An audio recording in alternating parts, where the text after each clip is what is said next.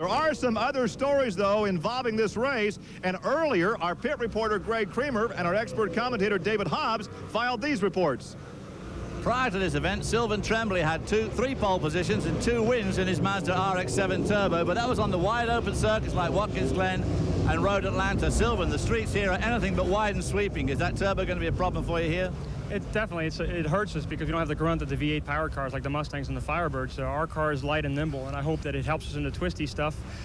We did a lot of testing on the fast sweeping stuff, and that's where we've had our victories and we've done the best. This is my second time on a street course, a lot more learning to do, and we'll just see. Hopefully the weekend will unroll and we can keep our momentum going. That's a big thing in this sport is momentum. Well, he seems pretty confident. Over to you, Greg. Well, David, this is something you don't see very often. A team owner that's right down there making sure the car's pretty as well as fast. This is Paul Hacker, who, of course, with his brother, have made up the Hacker Express over the years. This is your second season driving Fords in the IMSA Endurance Championship. Must feel good to be a part of what Ford is accomplishing, particularly this year.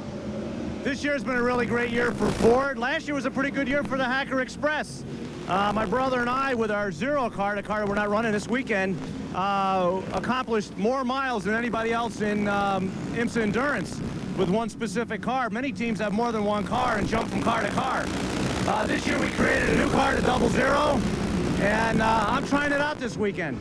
And we were 4th in that first qualifying stint, and it looks like it's going to be good. The new car may be better than the old car. Well, it sure looks nice, but I got to tell you, Paul, you missed a spot. Come on, Greg, give the guy a break, please. I'm here with the first IMSA Endurance champion to be crowned this year. Eric Van Cleef, winner of the sports division. Tell us how you feel about clinching the championship by virtue of your pole position and the 1 point that gives you. Oh, I tell you what, Calvin, it feels great. We came down here really not expecting to get the pole. We didn't think the car would be that good at a tight circuit like this. The front-wheel drive cars have a little better acceleration off the corners, but we got here and the car was wonderful. Being a rear-wheel drive car, we were able to dance the car through the corners, and we're just having a lot of fun and able to put it on the pole. It feels great. 6 wins this year so far, and a couple more to go. What are your plans for 1997? Clinching the championship here, we're really hoping to move up into a Super Turbo for Grand Sports next year. We'd like to be the first team to do that. We think we can win some races there. And, I'm a loyal Toyota supporter. I think they got a great car, and I'd like to stick with them. Good luck today. Thank you very much, Calvin. The streets and access roads around the Reunion Arena here in Dallas have been turned into a 1.3-mile, 9-turn road course, and mix in these factors: a narrow racetrack, 52 cars, and rain. As we take a look at the starting grid, once again, Tremblay qualified for the pole, his 4th of the year, but his teammate Vardy will start that car. The second outside that front row will be Doug Goad. In the second row, Jason Priestley and his Mustang out of Hollywood, California, and Bernie Cochran will start outside the second row. In the third row, it's Stu Hayner and Steve Pfeffer. In the fourth row, Chuck Cottrell and Rob Walton. And in the fifth row, it's Bennett Durance and Craig Conway. As we take a look at the rest of the starting lineup, the top 16 drivers are in the Grand Sport class, 21 of the top 24. But David Hobbs, we actually have 4 divisions running in this one event. Sport, touring and compact as they take the green flag. As you said earlier, it's going to be very, very slick here on the streets of Dallas. This is actually a huge car park, the area they're going through at the moment. And this is turn 1, as you can see, very, very tight. And I expect there's been a lot of indecision this afternoon as to what tires for these guys to use, because they obviously use street radials. Most of the time they're shaved down because you get a much better grip on a dry track. But if it's going to rain a lot, and we hear there's big rain coming, a lot of them will choose to go on the full groove tire. David, obviously this is the worst case scenario because it's really intermittent right now. Before the off, the drivers were really in conjecture with the crew chief as to what tires to run, whether to go with the dry tires or a full wet. And this is the worst case scenario for drivers. This is going to be a 3-hour event. They don't want to have to pit early and change tires. They hope that they made the right decision. But the weather forecast is calling for first intermittent rain. You can see it's starting to rain harder now, and just before the green flag fell, the report was heavy rain on the west side of Dallas. Very heavy rain. That should make the decision to go to the rain tires easier. I think so. I mean, obviously it's better to try and baby some rain tires under these conditions and try and get around on almost slick racing tires. Admittedly, they're down like 2 or 3 30 seconds, which gives them a little bit of a groove to disperse the water, but essentially a slick racing tyre here. And here we're watching Jason Priestley really go after that car in front of him. This is a good battle right now. And Priestley in that white number 46 Mustang goes around Bernie Cochran in the burgundy number 3. Priestley has really impressed a lot of folks. So often an actor out of Hollywood gets a taste of racing through some celebrity events, and because they go racing, they're not always that competitive. But he's been very impressive with his learning curve. Wow, we've seen some more overtaking there. The number 3 car of Burnell Cochran slipping back through the field here. 46 car, as you say, Priestley, of course, the absolute shining example of Hollywood stardom behind the wheel, being Paul Newman, who didn't start racing until he was 46. Actually turned out to be a pretty good, in fact, an extremely good race driver, and would have done just as well as a race driver as he did as an actor, I think, if he'd started earlier. They pull up along what is Interstate 35. This is an access road. And Stu Hayner there, I think, making a move on Jason Priestley there as we get around this first couple of laps here. And Jason is doing a good, solid job. He's holding down 3rd position right now and doing a solid job. Scott Maxwell is his co-driver for the last 2 or 3 events. And he's really put Jason up to speed now. And it's good when you get a good co-driver alongside. It really brings the most out of you. Upper right of your screen, you can see the Reunion Arena, the home of the Dallas Mavericks. There's a big banner hanging on the arena saying the Dallas Mavericks under construction. They've had some lean years down here. They've made some personnel changes. Now they come down Hotel Street, which is the fastest part of this racetrack, before going to a very tight right-hander past the start-finish line and negotiate their way through what had been a parking lot. This track being designed by Alan Wilson of Wilson Motorsports. He is the husband of race driver Desiree Wilson, and Alan has designed a number of the temporary courses, like the one in Columbus and in Denver, Minnesota, as well as here in Dallas. I'm sorry, he's done a pretty good job here. Actually, it's a compact, this course. It's jammed into between the freeways. You can see you've got freeways on one side and rail on the other. There's the 13 car. That is Bill Black and Joe Kent driving the Oldsmobile Achiever. So that might bring out, let's hope it doesn't, but it could bring out a full course caution, because they're right in the middle of the fastest part of this racetrack. There's a right-hand sweep as it goes along the side of I-35 there, and it's a bit narrow. Unlucky 13 for Black. Black is in the cockpit. He was the starting driver. You can see the damage to both the front and the back. As you can see, the rain now harder. Look at the front of number 25. A lot of front-end damage to Danaher's touring car number 25. Yeah, that's he might be shedding some parts along the roadway. Well, luckily they're Honda parts, and I know just the place where he can go and replace those with. Let me guess. Somebody in this booth must have a Honda store someplace in this country. I can't imagine who, but I know it's not Gary Lee, and I know it's not Calvin. It's a long way to Milwaukee, though. Hopefully this one a little closer. Hopefully it's a little tight there. You can see the corner workers signaling to the drivers. You'll see a yellow flag, but these corner workers do an excellent job of giving as much information to the drivers when there's a problem out there. And, of course, the visibility down to a minimal right now, as we're going to take this break and come back with more rain and more racing from Dallas.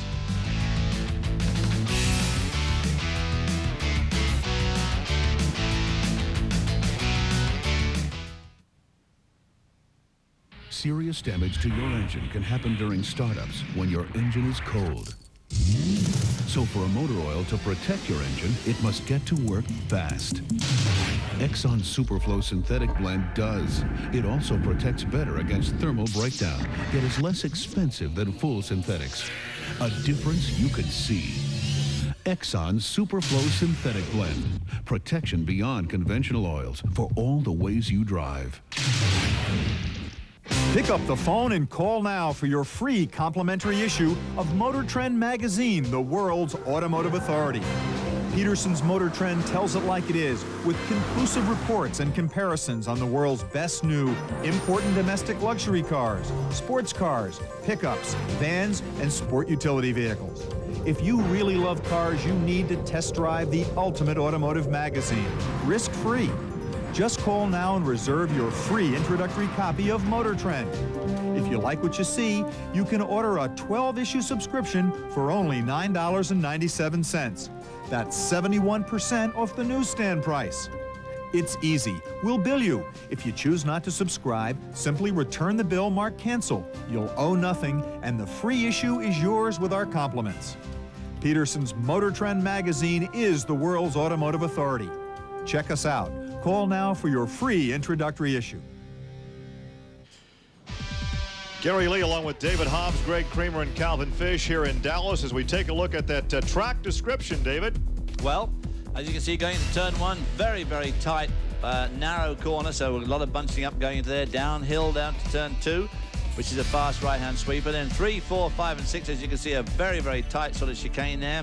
But then out of 6, we got another downhill run through 7 and 8. 7's where we just saw the Oldsmobile Achiever hit the wall, so that's a quick right-hand sweep. And down to 8 and 9. 9's very interesting because it's got brick overlay and concrete and asphalt, and it's very, very, very off camber. Slippery as old Nick, I think, in a day like today. And then out of 9, you've got a bit of an uphill climb, and then finally across the start-finish line where there's a very big bump just before that finish line. So all in all, a pretty interesting combination for these guys this afternoon. Well, the Bill Black Oldsmobile Achiever has been pulled off the race course. That is the reason we have this yellow right now. As you can see, the rain has let up ever so slightly, but the track is slick. There is some concern, guys, about some ponding out there, which is very dangerous.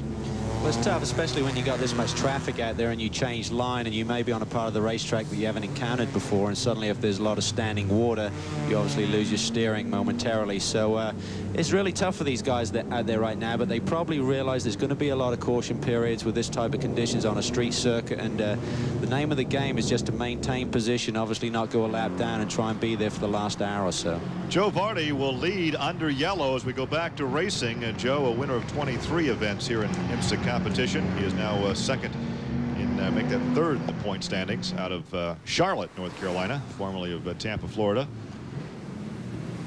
Because the other thing, that like any wet race, of course, one of the big problems, especially for the guys towards the back, of course, is spray. I mean, they just kick up the most inordinate amount of spray, and as you can see, of course, these are street stops, so they do have windscreen wipers, but still in all, they get hot inside and they tend to mist up, and then, of course, it's very difficult for the driver then once they start to mist up. You can see the 32 car there in second position. That's Stu Hayner that started that car. Stu's one of the most experienced guys out here today, and I'm sure he's seen it all, including street circuits and including wet weather. So he'll be one to watch. Very experienced, very wily in these cars, and he's probably going to try and put some pressure on Vardy right now and see if he can make him make a mistake early. Well, Stu's teammate John Heinrichsey is now leading the point standings for Grand Sports in the 32 Pontiac. In fact, right now there's a good battle between Ford and Pontiac for the Manufacturers Cup. Ford showing 166 points, Pontiac 153. Of course, Pontiac won the manufacturer's title last year. This is that turn 3. That's turn 3 there at the top of the picture. This is 4 they're just going through here. This is 3, 4, 5, and 6. And the restarts in this race are going to be at turn 6, which you might think is a slightly odd position to have it. But the field's all going to be bunched up in this chicane so that we won't get everybody arriving down at turn 8 all at the same time. So the idea of that, of course, was to get the field slowed up through 3, 4, 5. We heard the earlier comments from Sylvain Tremblay about not thinking that turbo was a great advantage in this racetrack, but then after qualifying yesterday, he kind of liked the idea of having the turbo because he said it really shot the car off the corner. He got some good bite and good thrust off these tight corners. And it obviously seems to be working very well in the rain. Of course, that is a twin turbo, so they get good progressive power input, but even so, in a wet day like today, Joe Vardy's doing a heck of a job with that twin turbo Mazda up front. There you see them going into that 8 and 9 complex. You can just see how off camera it is. This is that big bump right there. Whoop, over the thing. They almost get airborne there in the dry. They probably do. But that's a place where it could puddle up too if it rains a lot. Of course, the organizers have to be shaking their head. This has been one of the driest summers on record here in the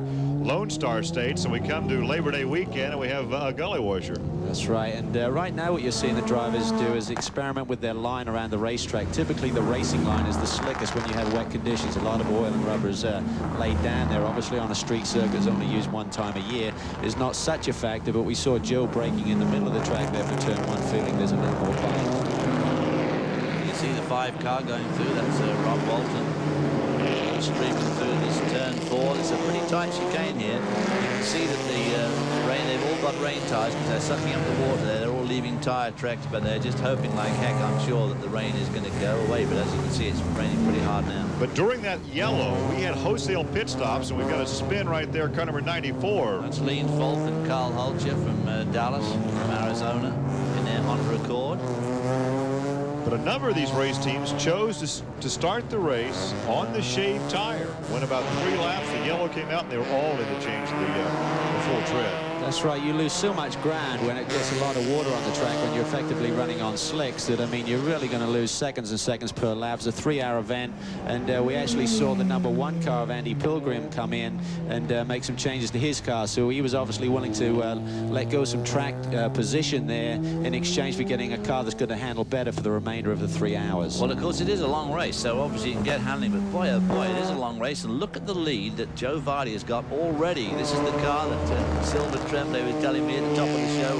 He was a bit worried about it being not suited to the street course. Not only is it a street course, now it's a wet street course. You'd think just the worst thing for a twin turbo, and look at the ground he's putting on that second place car. The twin turbo really can guzzle the fuel. And first of all, we talked to Tremblay. He said, well, maybe if we have lots of yellows, we could go on one stop. So if he can gain this big of an advantage for one stop, it's going to be their race to win. And of course, the rain too will help them with their fuel. They won't use anything like the fuel in the rain as they would in the dry, because in spite of the fact that he's pulling away, he's still not using the fuel he would do if it was dry. Look at the field packing up. Priestley's getting some heat right there from Bernie. Cochran having a look down the inside. But different lines there, and you can see he's down the inside, and then maybe a chance for Jason. Jason let him through there, obviously wise. He just wants to keep track position. He's got a great co-driver sitting in the pit, Scott Maxwell, who's extremely fast, and if Jason can just hold it down in the top 10 in this early going, they should be in good shape for the rest of the way. What were you saying about Maxwell having to slow him down? Oh, we've got some problems on the left front of car number 33.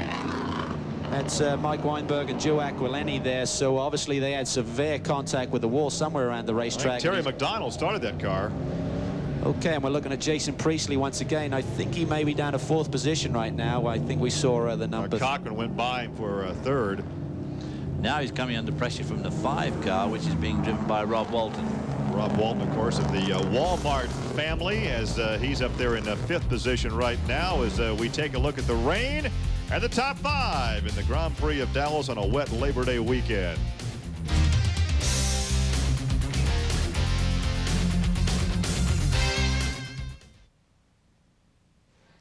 East Drag Racing's King of Speed, Kenny Bernstein, follow his quest to go faster than ever in Diamond P Sports, the King of Speed.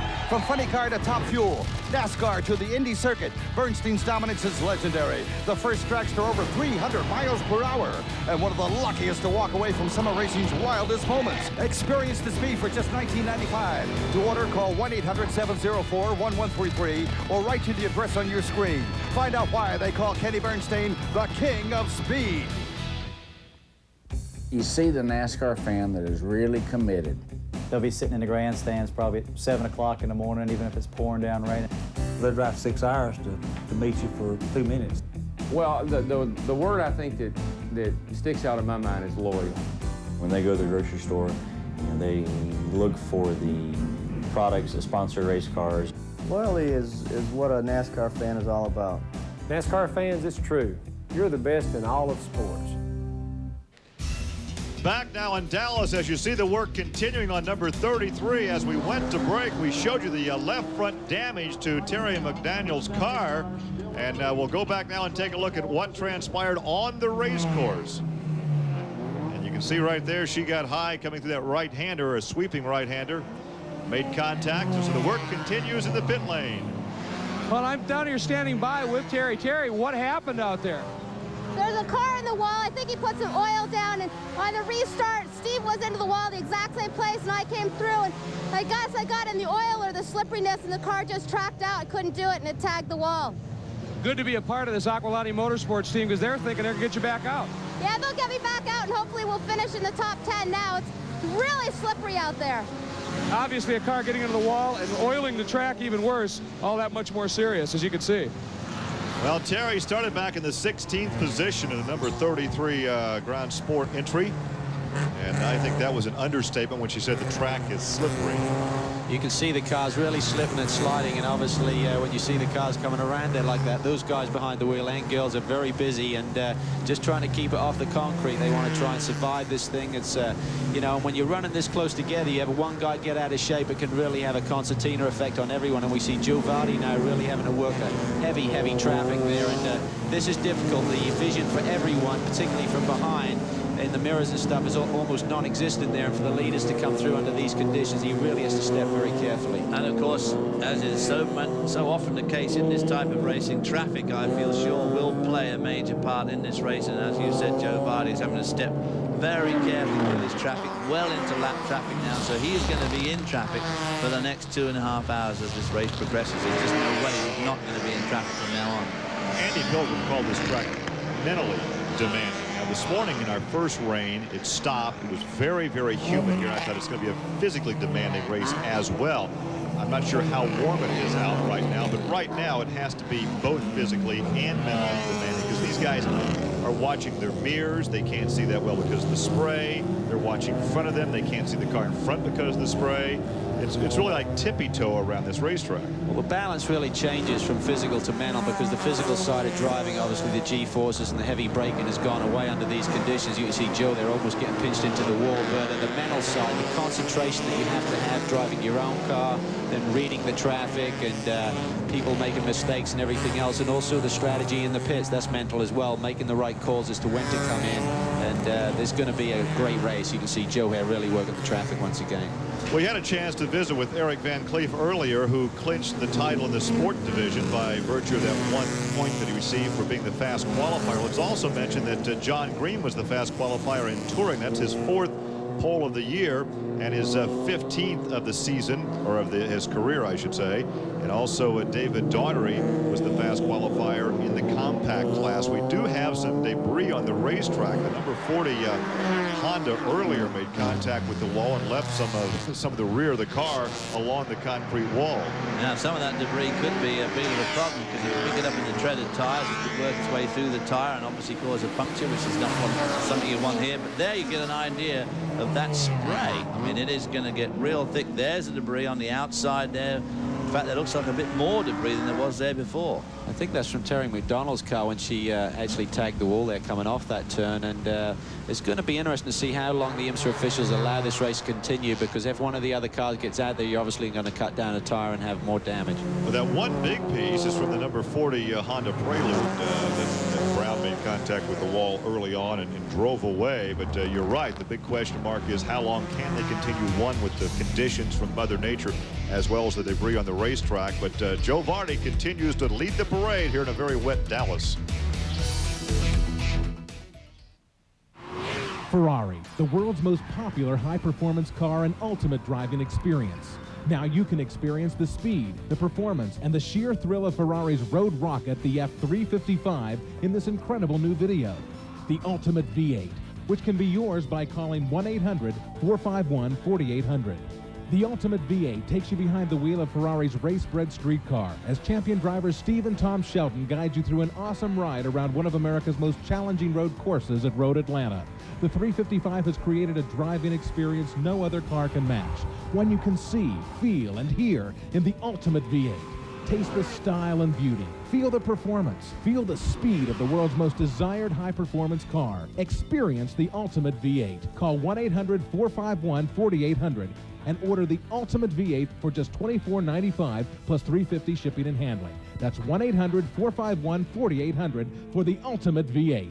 Order now. 57 vet, huh? Of course, you got a lens cap from a 56, but you did know that, didn't you? And you got a little bit of a gap over here, and you got a ding in your chrome. God, it hurts me to see that. So now I gotta ask myself, what's under the towel? Duct tape? Duct tape! Speed Vision Network. Motorheads live here. The Grand Prix of Dallas continues under the most ominous conditions as the rain continues to fall. Joe Vardy right there in the turbo Mazda continues to lead. His teammate Sylvain Tremblay qualified for his 4th pole of the year, but Vardy started the race, and if they can continue on at reduced speeds and through some more yellows, that car may only make one pit stop and make the driver change. And Tremblay would look for his 3rd victory of the year as they come down Hotel Street past the pit lane where Greg Creamer is standing by with a couple of racing tires. Well, indeed, what we've got here is what these teams use for a wet tire and a dry tire.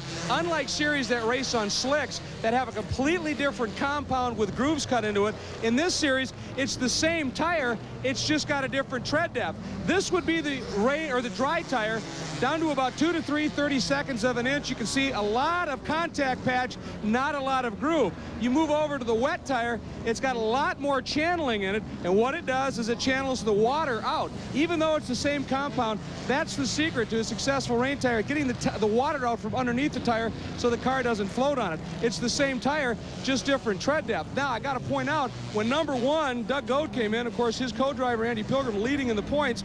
Another thing you can do to get bite in the rain is get the car as soft as possible. Well, they made the ultimate commitment. They disconnected the rear bar. If it dries up, they could be in trouble. Right now, they're looking pretty strong, really. Now keep in mind that so often in a rain tire situation, it is a softer compound. They cannot run as long on the tire.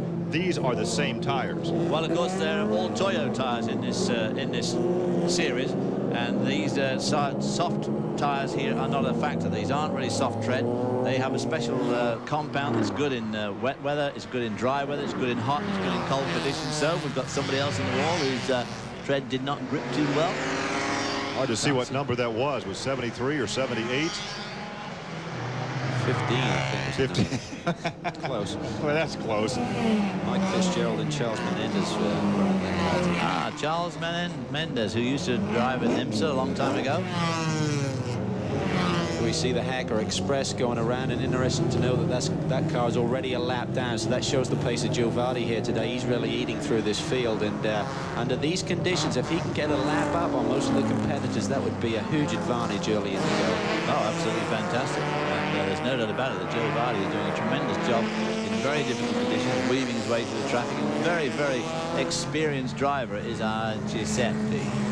Only one more race for this division before the season concludes, and that will be down at Daytona in October. But John Heinrichsey right now leading the point standings with 130 in Grand Sport.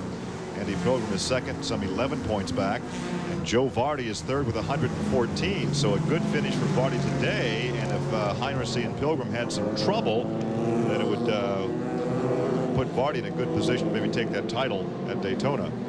Here we see the number 1 car. He made that pit stop and is already back up to the 3rd position. So as Greg mentioned, they came in, they disconnected that rear roll bar, and he's obviously making a good steady progress because he's back up to the 3rd position, chased hard by the number 3 car of Cochran. Jason Priestley has a big motor home here this weekend. He's kind of hiding out in that. And right now he's probably thinking, you know, it'd be a lot more enjoyable in that motor home than what it is out here fighting Mother Nature. That's right. It's probably pretty miserable in that car. The biggest problem is the vision, as David mentioned. Not only just seeing, you know, the spray and everything, but typically you get a lot of condensation on the inside, and that's the driver's nightmare when you can't see where you're going between these walls around this Dallas track. Some of these cars are rear drive, some are front drive. Both you guys, veteran race drivers, an observation on your preference. Well, I must say that I prefer the rear-wheel drive in conditions like this. Front drive cars, of course, make for a very compact engine transmission, good transaxle, great for production, and good in snow. But when it comes to conditions like this, I prefer the rear-wheel drive. Now, that just might be something because I drove race cars with rear-wheel drive for 30-odd years, and I find it difficult to come to grips with the front-wheel drive cars. But, of course, the modern front-drive cars, when they modify them for racing, they're pretty useful too. You started driving race cars when the wheels had wooden spokes, did you? Exactly. A long time ago. Look at this traffic as they come down the backside of the circuit. Unbelievable. You see the number 1 car and the number 3 there trying to fight the way, and goes to the outside. Almost contact right there in that right-hander as the rain continues to fall. As we take a look now at the top runners here at the Grand Prix of Dallas, and once again Vardy continues to lead. Now just past 45 minutes into a 3-hour endurance race. You can see some body parts down there on that race course, and there's a look at Jason Priestley, who has made a pit stop after an altercation on the racetrack, as we take a look now at what happened a couple of laps ago. Chris Scavney's gets to the inside of Priestley's number 46. There's contact right there, turns Jason to the wall, and he is able to continue on as he's pushed all the way around. He made the pit stop, came in to check the damage, and I'm wondering why they didn't refuel the car while he was in. Well, we asked that question of the crew chief, and they said basically they didn't want to go down a lap by topping the car off. Remember, they're getting around here fairly quick, something just over a minute 15, minute 20 seconds or so. They didn't want to go down a lap, and they think they can do it. Well, they're sure, actually, now they can do it on one stop. So they said, we're not going to fuel. We're going to do that while we do the driver's change. It was just a quick check and let them go, stay on the lap, try and make up some ground. And you can see the very, very slight damage. So I question, would that be driver inexperience as to why Jason Priestley came in?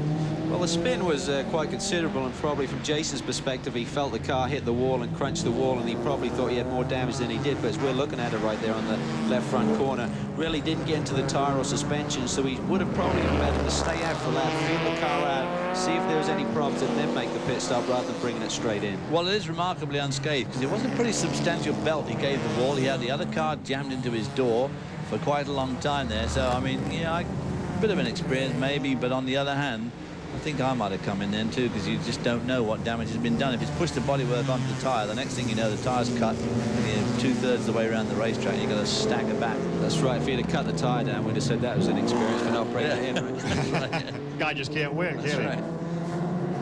It's the trouble being a rookie.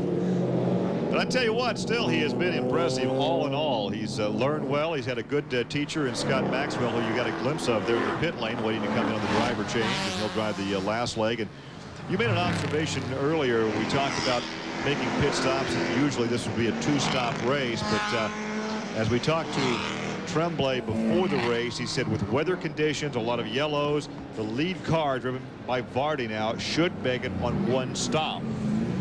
And that could indicate that all these cars could make it on one stop.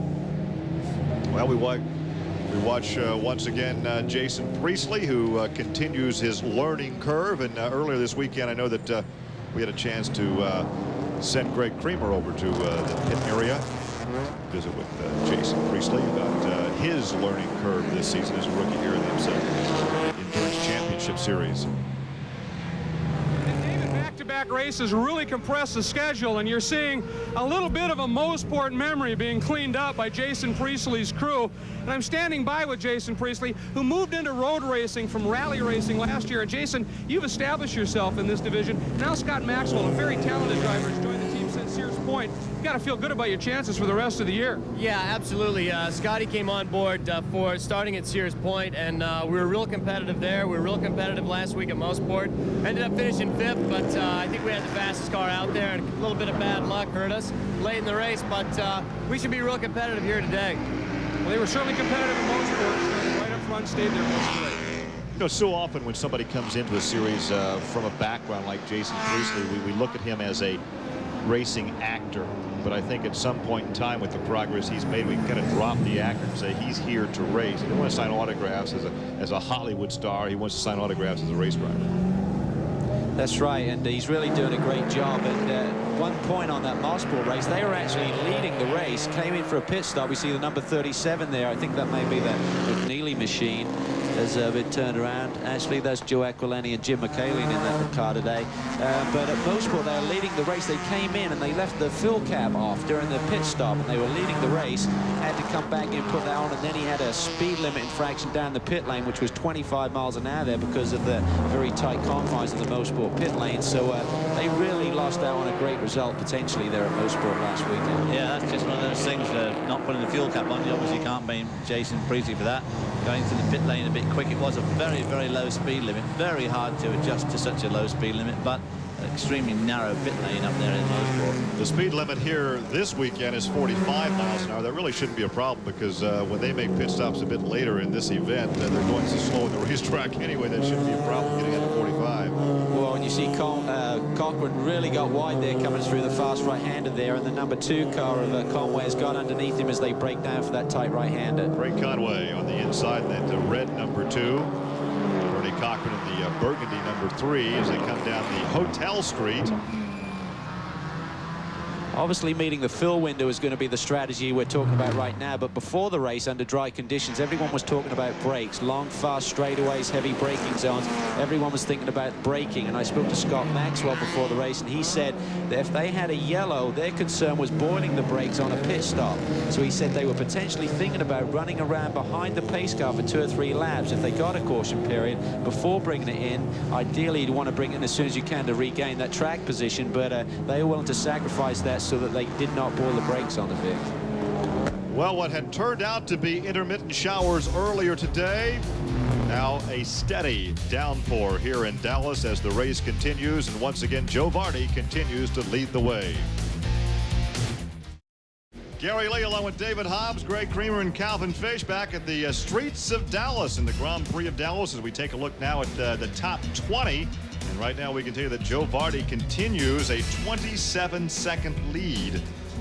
So he has been in command from the opening green, and this race has been contested under very wet conditions. Another car off course. Number 7 Mazda in trouble down there, and that's that is Brad Krieger. Brad Krieger. He was running in 5th position, so obviously that's quite an important factor there. He's obviously stalled the car, unable to get it moving right now. We see a corner worker helping him out there. Well, on replay, this is what happened.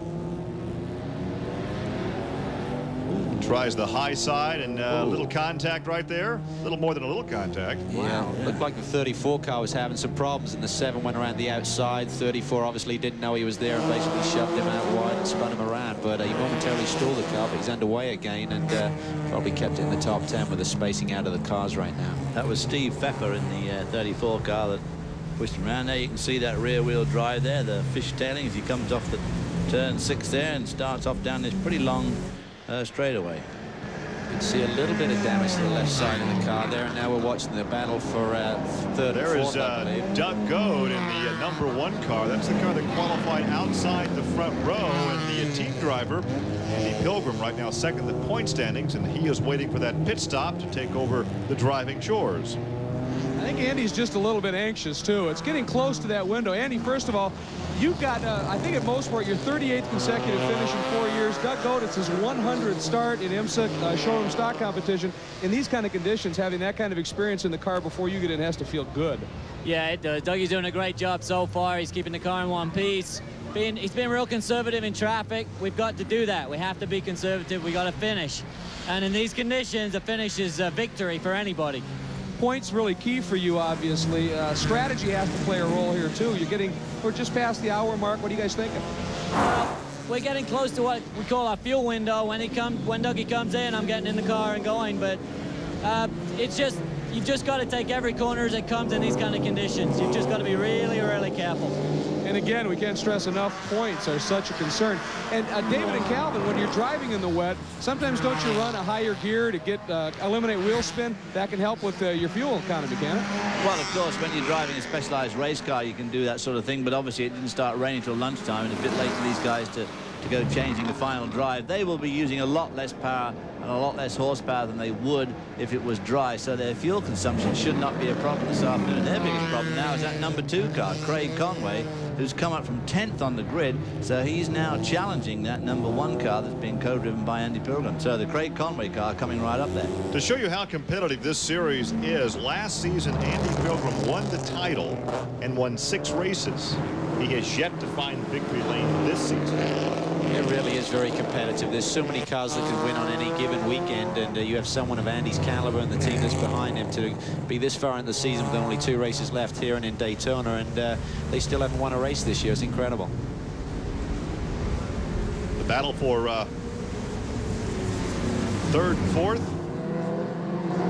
It's Craig Conway in the red number. Craig Conway seemed to make up some ground there, didn't he, in the traffic. Now they've broken free of traffic. Doug Goad is pulling away again, but I tell you what, I think this rain's getting worse. Don't you think, Calvin? Is looking pretty hairy now. We're getting a lot of ponding there, and so that's going to bring out some aquaplaning. Luckily, they're not going really super fast there. Whoa! You see Conway there getting really fishtailing on the brakes. So conditions starting to deteriorate rapidly for these guys. Another thing that's going to happen is a 3-hour race. It never was scheduled to finish till 6:30, by which time here in Dallas at this time of the year, it's getting pretty gloomy anyway. Obviously, with this intense cloud cover, by the time 6:30 comes down, it's going to be very gloomy out there. I have to ask, we're seeing some drivers, as we have right here, the #1 car with the lights on. Why aren't we seeing all the lights on? I'm not sure, actually. If I was out there, I must say I'd have my lights on if I was in one of the quick cars, like the #1 warn guy. the guy in front. Exactly, to warn people that you're coming up to lap that you were coming up on them.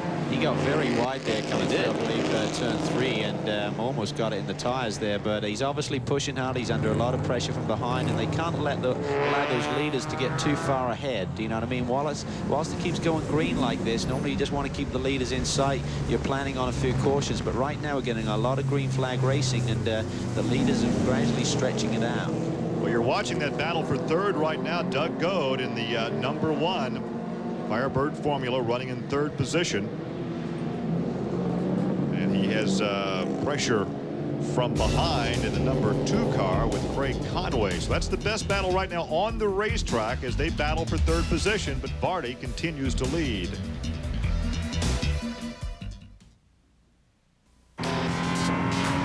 It may surprise you that an engine set a world record for power and durability by traveling over 15,000 consecutive miles at an average speed of 158 miles per hour, or that a motorsports version won the grueling 24 hours of Daytona and the 12 hours at Sebring. But what's truly surprising is where they both came from, the 32-valve dual overhead cam Aurora V8. Aurora by Oldsmobile. Speed Gear presents its latest catalog of officially licensed racing merchandise. Choose from the top names in Formula One and IndyCar: Benetton, Williams-Renault, Newman Haas, and Rahal. Drivers including Senna, Schumacher, and Hill, plus Andretti, Tracy, and Gordon. Speed Gear has everything from t-shirts, hats, and jackets to scale models, videos, and hundreds of accessories.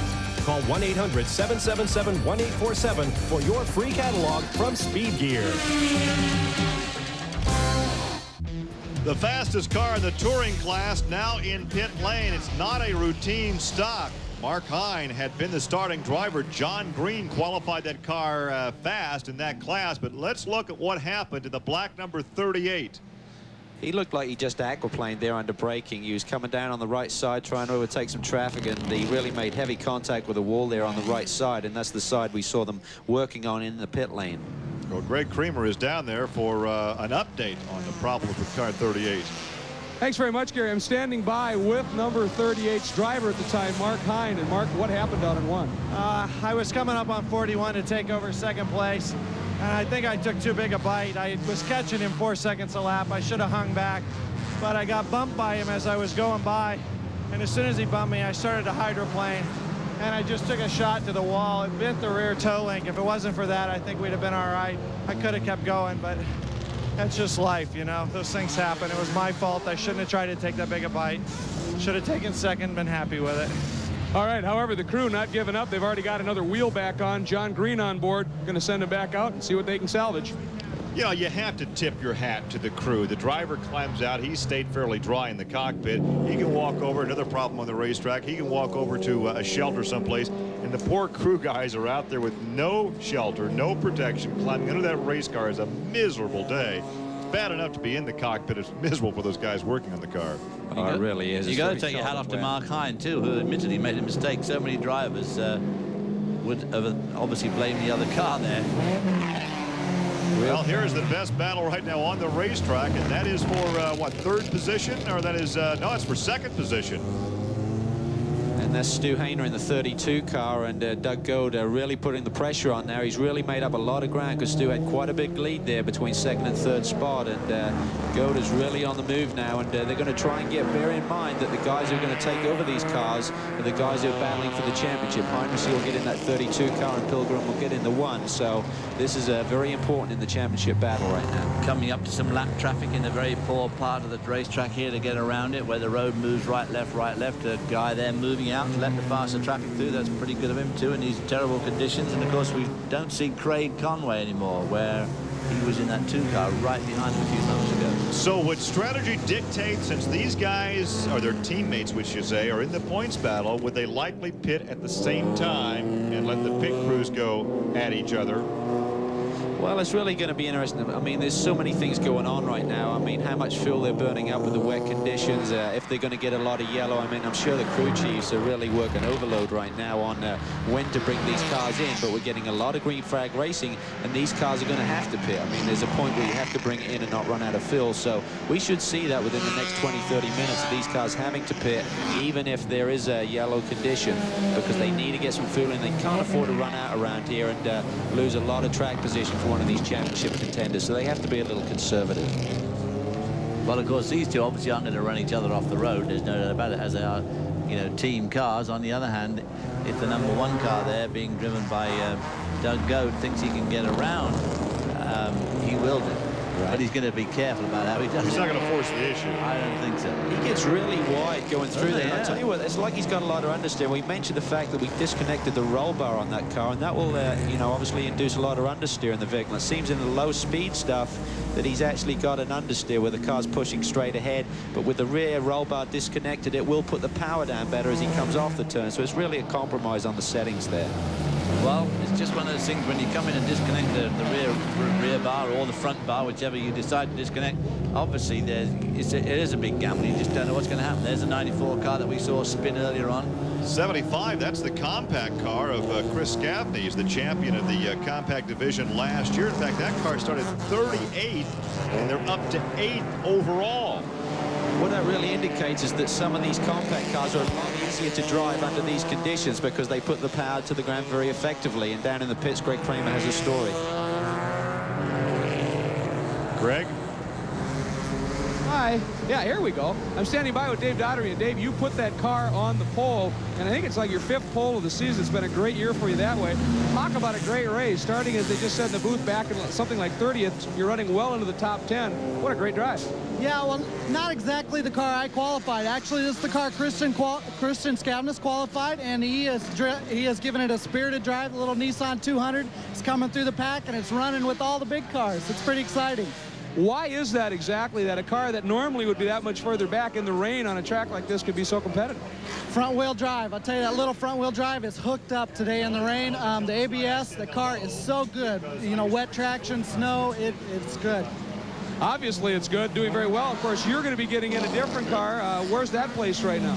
Yeah, I'm not sure which car I'm going to get in right now, but I'll probably get in the 76 car, and we'll try to move it back up from about 6, try to get her in the top 3.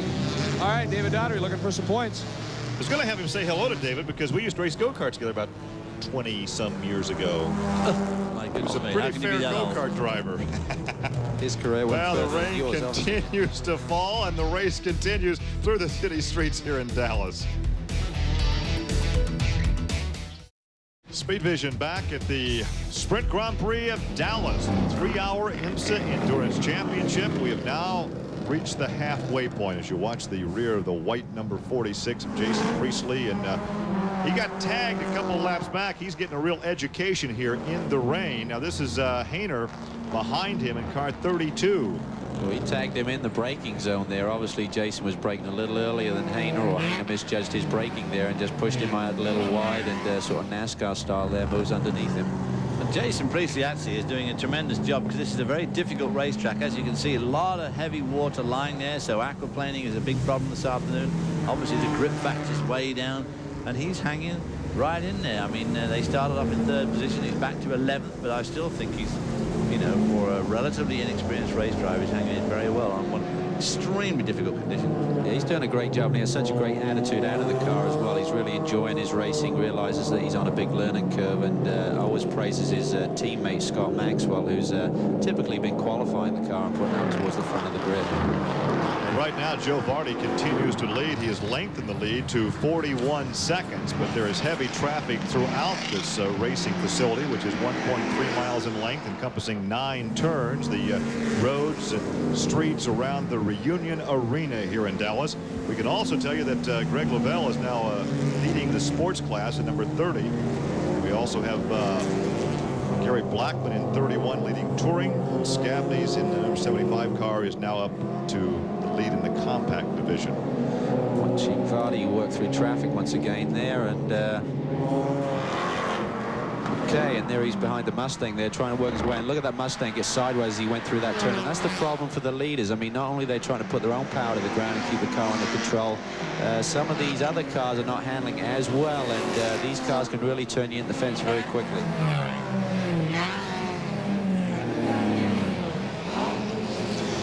By the way, gentlemen, speaking of cars that are handling well, you were just talking about the Speed Source Mazda with Joe Vardy behind the wheel, number 70. That's got a margin of some 45 seconds at this point, working beautifully. Stop by and talk to Sylvain Tremblay very quickly. He's concentrating, getting ready to get in the car, and it could come at any time. They're in the window.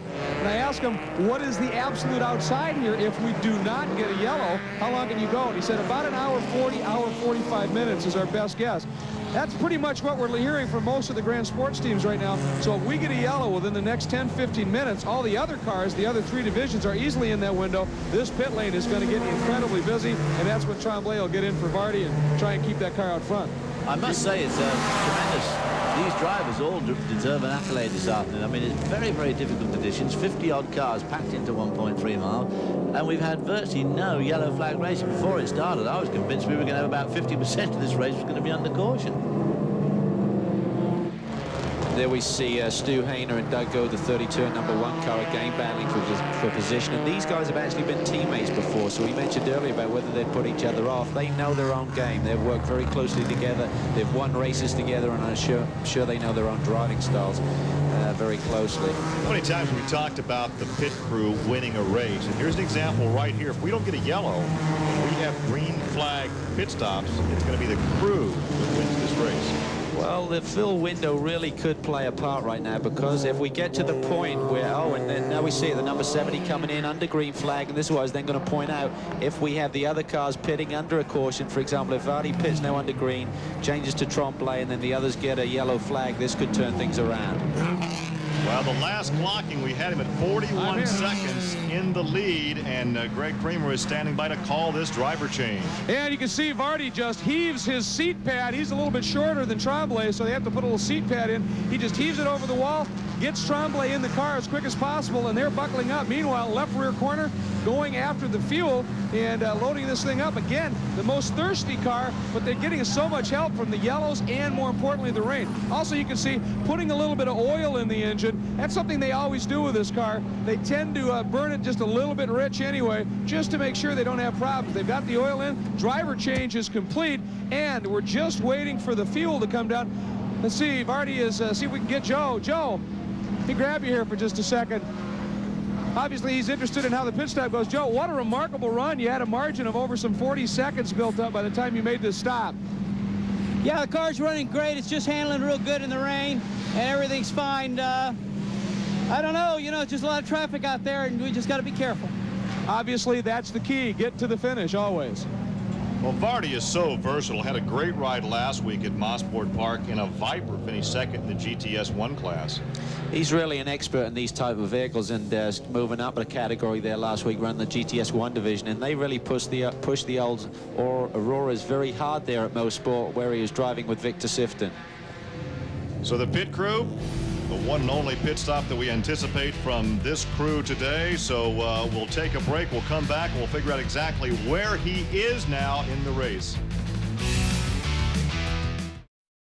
Past the halfway point now in the Grand Prix of Dallas with the IMSA Endurance Championship. We had a change of leader. First, the pit stop by Joe Vardy, and then on the racetrack, Doug Goad got around Stu Hayner. And so Goad now leads in the number 1 car. There's a look at Hayner in number 32 tucked in behind him, first and second. Third now is Bernie Cochran in another Pontiac. And Tremblay, after taking over the driving of car number 70, is back in 4th position. And Andy Pilgrim is suiting up because they have a pit stop. There's Andy Pilgrim. And so he'll be taking over the number 1 car that started outside the front row. The car that is now leading will be turned over to Andy Pilgrim. The helmet is on, so obviously we can anticipate a pit stop very, very soon.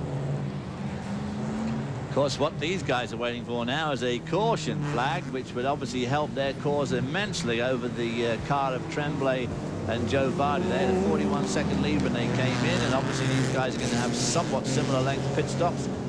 which will obviously, would think, put the Mazda back in the lead. So these guys are hoping they can get a caution, which would make a huge difference to the outcome of this race. And just look at that traffic, just never gives up, does it? Relentless traffic all afternoon. Look at that water collecting down in the turn 8 area there as they go along the corner between 8 and 9. Very slippery on braking in there. That's Reunion East Street. And they go around 9 and, of course, set up Hotel Street. Hayner got very wide there coming off that last turn, and he lost a lot of time there behind that Mustang down the pit down the back straightaway. Going through that sweeper, a lot of guys take different speeds through there depending on how the car is handling, and Stu obviously got balked and lost 2 to 3 seconds there on Goad. So this is critical right now. These guys, obviously the teams are working hard in pit lane, trying to sort out when they should pit and what the fill window is to the end here in case it goes green all the way. And but we should be seeing these guys pitting at any time. And again, that #1 car, David, as you see him there, he really gets wide coming out of that turn with a lot of push in the car. Incredibly wide, doesn't he, compared to the 32 car? You asked earlier, Gary, about the lights. It looks to me like the 32 car is in fact trying to have some lights. It's got one light up on the Pontiac there, the other one's down. Maybe they've got a problem with their lights, which could become a problem as this race gets down towards the end. The one car now with a pretty healthy lead as they go through the 7th sweeper here.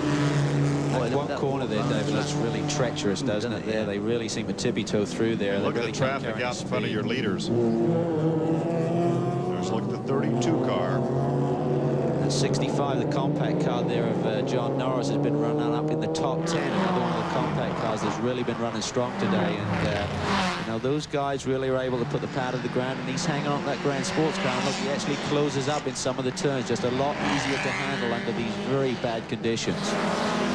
Scavney continues to lead in the compact class in car number 75. We had documented earlier what a great ride he is having, because he started way back in the 37th, make that the 38th position.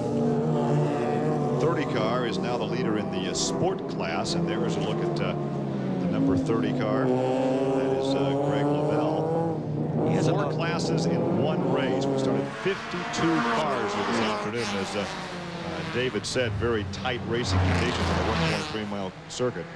Greg Lavelle has a lot of experience on street racing with the Sports 2000 class in the Oldsmobile Pro Series. I've watched him and commentated on racing that he's been involved in, and a very competitive driver, always runs towards the front, and here he's leading the sports division right now. They in fact qualified 2nd in that division behind your man Eric Van Cleef. And so now they've caught up and passed them, obviously, and running very well here in the rain. Oh, look at that rain. The amount of rain in front of those tires goes through this water, which is now lying pretty deep in a lot of places on this race. I'll tell you what, though, Dave, from a driver's perspective, I mean, typically the guys in the smaller classes are just being lapped consistently through these events, and it's nice to have a day when you're actually, you know, in contention, you know, running up in the top 10. They're probably having a lot of fun out there today. As those faster cars lap them, in fact, in some cases, like you said earlier, they'd be quicker through the tighter parts of the track, so they'd be cursing at the big boys for a change. Well, there's your leader of the touring class, number 31, Gary Blackman, on board that car. And he's probably going to turn it over to Terry Airwood, and it's worth bearing in mind here that Terry Airwood and John Green are close in points for the championship in touring, so with Green's problems, that will be effective. So we'll come back with more from Dallas after this commercial break. We are now nearing the pit stops for the first 2 cars. We have already seen Joe Varney, who had been leading this race by 41 seconds, stop.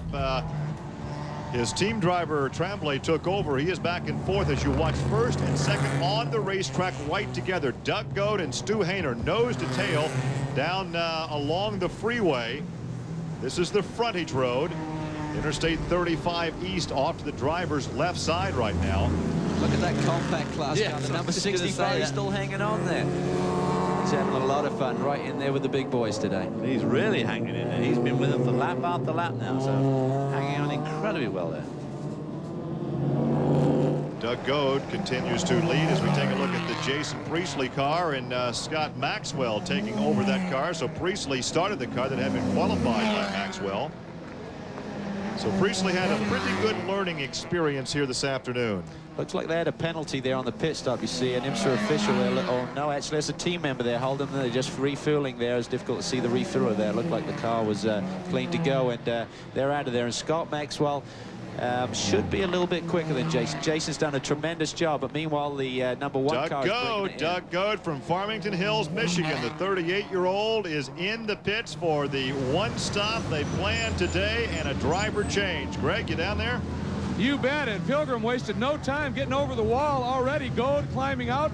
They are going to swap out. I don't know if they're going to do tires or not, but as you people had talked about earlier, they're jacking at least that left side of the car up to get as much fuel in as possible to make sure they can make this one now with this one stop. Pilgrim already in. Look at how quick that driver change was. He's finishing up on the belts. They've already got the window net in place. The door is shut, and they are ready to go. It's just a matter of fuel. Fuel's in. Shutting it, it's down, got the jack moved, and he's away. A very quick stop, much faster than the number 70 Mazda. The crew down here celebrating. They know they pulled off the beauty. Well, I said earlier a pit crew could win this race for somebody, a good fast stop. I'm not quite sure why that Mazda took so long, because the driver change was accomplished way before the thing was full of fuel, and they must have taken on about the same amount of fuel. So just was a huge difference there, so that's going to play a big part in this race now. The other thing is, David, I would think that the Mazda went through a full load of fuel to ensure they go to the distance. With that #1 car, it might have been what we call a time stop, where the crew chief actually times and, you know, they can calculate how much fuel is going in. Instead of maybe a minute 30, they did it in a minute and felt that's enough to get them all the way. And now we see Hayner in the pit lane, and he's going to do his driver change.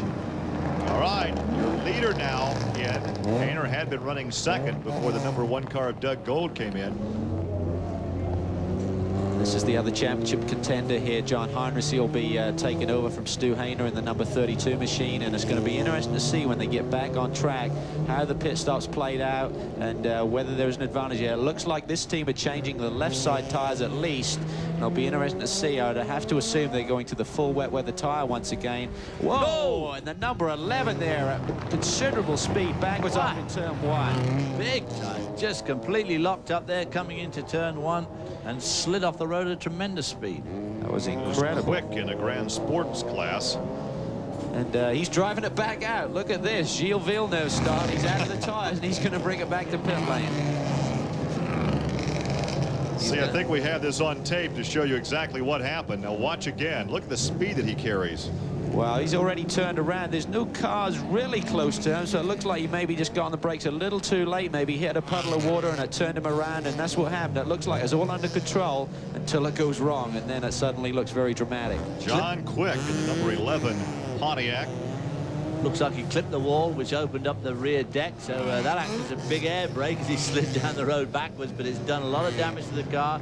Luckily, the tire barrier did exactly what it was supposed to do, slowed him down, way down as he buried himself in the tires on the escape road, but he's obviously going to go round. All 4 tires have air. But all 4 tires have air, and they're all pointing roughly in the right direction, so he's going to come back, have some of that bodywork pulled off, and carry on. Let's go to the pit lane, Greg. I'm standing by with Doug Goad, who just, of course, got out of the #1 car, leading at the time. Doug, first of all, the obvious question is, what are the conditions like on this track right now? It's pretty treacherous out there right now. There's a lot of standing water now, and the problem we're having is the cold water hitting the windshield. It made it so foggy to the point where I couldn't see my apexes anymore. And I decided the best thing to do is bring the car in, let the guys put some Rain-X on it, let Danny get in and keep going. I hate giving up a car when it's up in the lead like that. We still have fuel, but it was the best thing for the team. Well, you always got to think ahead, obviously. It looked like the crew did that a little earlier. They brought you in on one of the very early yellows and disconnected the rear sway bar. Did that help? Oh, yeah, it made a big difference. The car was a lot quicker than I was driving it. The only thing that was slowing the car down was my visibility. I could not see well enough to run the car to its potential, so it's really too bad. The Mazda with its independent rear suspension really hooks up, and #1 Pontiac was running pretty good, but we just couldn't quite catch him. And again, though, the crew did the job. A rocket quick stop. He's smiling. Well, now with just over an hour to go, that is your new leader, Bernie Cochran in number 3, but he has yet to stop. We'll come back and document his stop as we come back to Dallas. back at the Grand Prix of Dallas around the Reunion Arena, where we've had a very lengthy yellow. The yellow began because of an altercation on the racetrack involving the Meyer Prelude from the touring class, and he ended up against the outside wall. Now, this goes back a number of minutes ago, and you'll see the initial cause of the yellow. Wow, he just done an aquaplane straight off there, Gary, as he came into that turn in deep water, just hit the left side tire, and there we see... under the yellow. Now, once again, this was a number of laps ago. We see the second pit stop for the Mazda. And there is 3. Now, the leader at the time, and Cochran came in and turned the car over to David Murray. This is actually the car that won the championship last year for Andy Pilgrim. Now, we've had a lengthy yellow, and the reason for the yellow is the weather. We've had some very heavy rain. We've had some ponding on the racetrack, and that is causing some concern for the guys, as you see, aquaplaning across the track. Exactly. We saw that car go straight into the wall there as he hit the heavy water, and the other cars did a good job of avoiding him. But under those conditions, it really is unsafe, because with this amount of traffic, everyone's having to run the different line, and if you get pushed out to the outside, you're basically straight into the concrete. So IMSA made a decision to run a few laps under a caution period, let the weather calm down a little bit, and now we're back to, well, hopefully going back to green here shortly. Andy Pilgrim is your leader, car number 1. This could be his first victory of the year. Your defending champion in the Grand Sport division, but he is winless in 1996. He now leads. David Murray is second. John Heinrichsey is third. And at one point, under the yellow, fourth was the Norris Mitchell, number 65. And again, we're under green here. Again, starting off at that turn 6, down into the turn 7 and 8 area. So the race is on again, and it's very, very wet out there. But the rain has eased up a bit, so the water will gradually drain away before it needs to. Just look at those puddles down there between 8 and 9. And now just over 30 minutes remaining in this event. There was a question as to whether IMSA might stop it because of the ponding out there. As you can see, very heavy in some of the turns.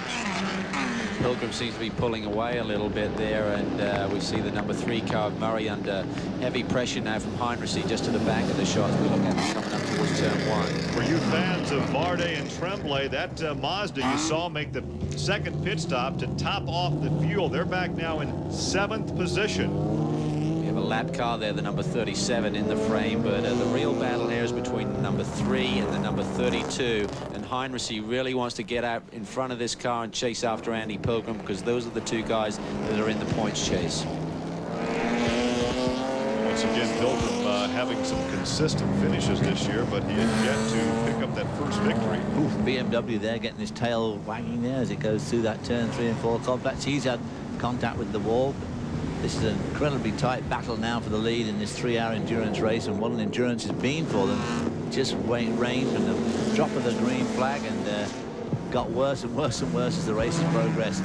Joe Vardy and Sylvain Tremblay, who were leading by 41 seconds when they came in, and now they have dropped back to 7th spot, very nearly a lap down.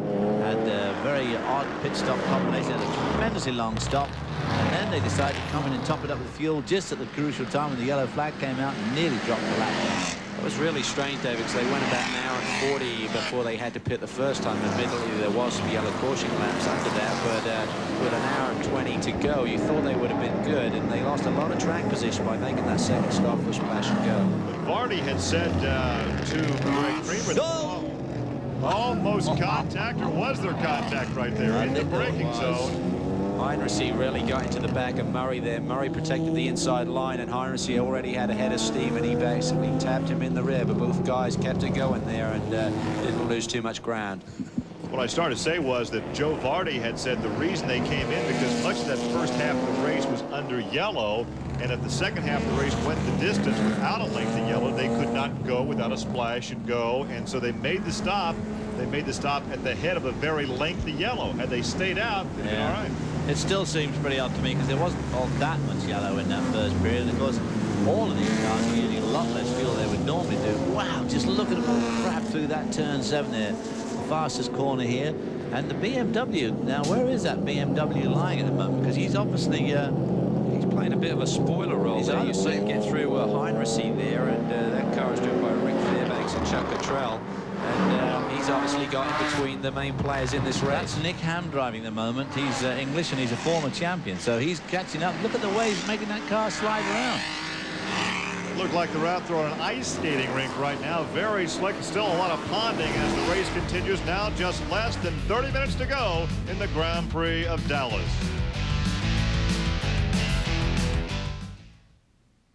Trapped by fire, held at gunpoint, overcome by nature, and all of it caught on camera. The ultimate in reality video. Now, for the first time, comes a heart-stopping experience, raw and real. Take a front-seat ride on daring real-life rescues, natural disasters, and shocking tragic accidents. Watch in awe as gripping action and events unfold, all captured on tape. Witness a living nightmare where life hangs by a wire. Caught on camera, the most incredible action-packed video you'll ever see. Freak accidents, police standoffs, hostage crises, explosive action. These graphic images will stay etched in your mind forever, and it's all caught on camera. Don't miss a single minute of this no-holds-barred video. Call now and order the amazing video collection, Caught on Camera, for just $19.95 plus shipping and handling. This offer is not available in stores, so you must call now. Gary Lee along with David Hobbs, Calvin Fish, and Greg Creamer in Dallas, the final 30 minutes of the Grand Prix of Dallas. And there is your leader right there, Andy Pilgrim in car number 1, and right behind him is that 32 now? Has Heinrichsen gone to second position? Well, we're still got the 37 car, I think, there in amongst the mix there. Oh, that's the 37 car. You're right. Yeah, the 3 car of Murray is still in second position. And John Heinrichsen seems to have dropped back, in fact. That being, oh no, there he comes. There's a lap car between. That's the Nick Ham car. Nick Ham 01 That's Scott Maxwell. I believe that's Scott Maxwell, and he was up in the top 10, and he looks like he's closing down on the leaders. This could be a story here in the late stages if Scott Maxwell can get that Mustang towards the front now. Of course, he qualified the Mustang yesterday. His team driver, Jason Priestley, started the race and drove a pretty good race. Had a few learning experiences out there. Slight wall contact, a spin early in the competition. This thing is right now he's having a good ride. That's right. This thing is really now a 30-minute sprint race to the finish here, and these guys are really going to be going for it. You see David closing out on the back of Andy Pilgrim there as they go into turn 1. And he's getting on the power a little earlier. On the inside. And he's on the inside coming down to what is going to be a left-hander, so he's got the right line now. He's going to squeeze his way by. And David Murray takes the lead with less than 30 minutes to go. Murray in the car that won the championship last year for Andy Pilgrim now has the point. Pulls away just a bit. That was a really good maneuver. He got down on the inside going into that right-hander at turn 1, pulled alongside coming out, and then of course he was well positioned for the next longish right-hander. So David Murray snags the lead. Would you call that textbook? It was pretty much a textbook, especially considering the condition. It's turn 7 here. This was treacherous. The guys are really slowing down. They're obviously being very cautious through there. And look at that BMW sideways there. Nick Ham coming through turn 7, completely sideways. He thinks it's an English summer day out there, and he's really going for it. Put him on a dirt track in a sprint car somewhere. Yeah, you know, he was having fun. Greg, how you holding out down there in the pit lane?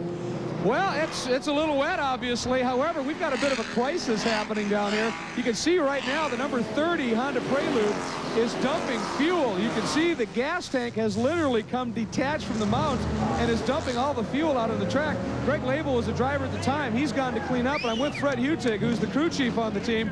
And Fred, what happened? The strap on the gas tank came loose. He must have hit something or bottomed out in the track to knock it down. One strap was hanging.